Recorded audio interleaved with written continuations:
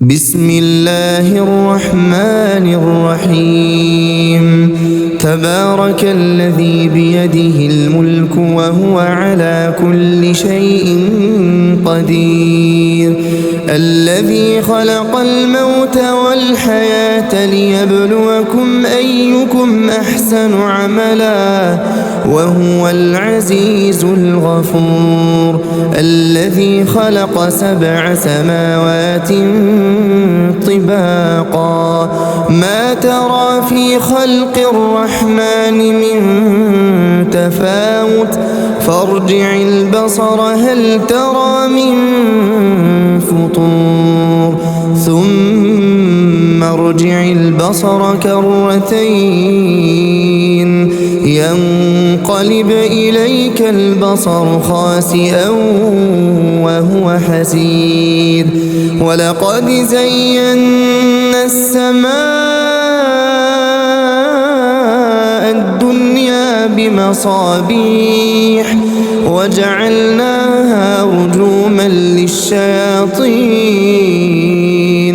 وأعتدنا لهم عذاب السعير وللذين كفروا بربهم عذاب جهنم وبئس المصير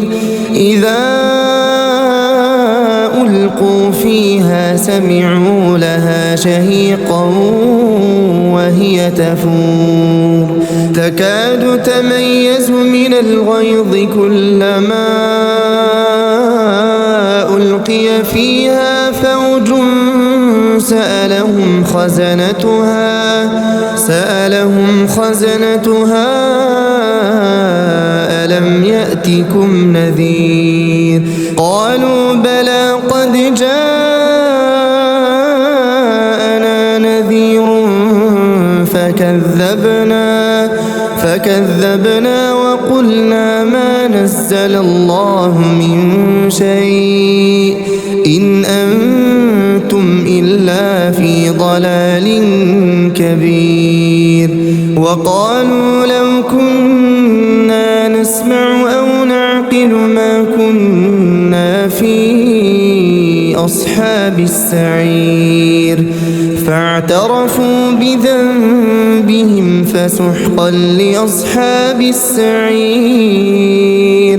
إن الذين يخشون ربهم بالغيب لهم مغفرة وأجر كبير وأسروا قولكم أو اجهروا به إنه عليم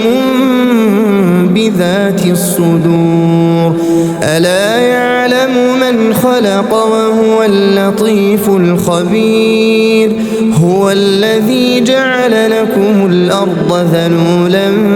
فامشوا في مناكبها وكلوا من رزقه وإليه النشور أأمنتم من في السماء أن يخسف بكم الأرض فإذا هي تمور أم أمنتم من في السماء أن يرسل عليكم حاصبا فستعلمون كيف نذير ولقد كذب الذين من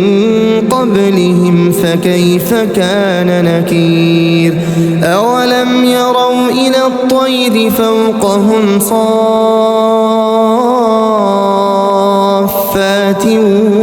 ويقبضن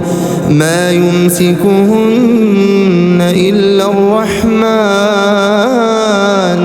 إنه بكل شيء بصير أمن هذا الذي هو جند لكم ينصركم من دون الرحمن إن الكافرون إلا في غرور أمن هذا الذي يرزقكم إن أمسك رزقه بل لجوا في عتو ونفور أفمن يمشي مكبا على وجهه أهدى أمن يمشي سويا على صراط مستقيم قل هو الذي أنشأكم وجعل لكم السمع والأبصار والأفئدة قليلا ما تشكرون قل هو الذي ذرأكم في الأرض وإليه تحشرون ويقولون متى هذا الوعد إن كنتم صادقين قل إنما العلم عند الله وإنما أنا نذير مبين فلما رأوه زلفة سيئت وجوه الذين كفروا وقيل هذا الذي كنتم به تدعون قل أرأيتم إن أهلكني الله ومن معي أو رحمنا فمن يجير الكافرين من عذاب أليم قل هو الرحمن آمنا به وعليه توكلنا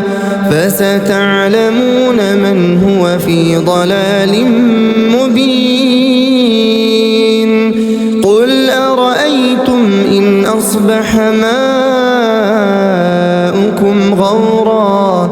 فمن يأتيكم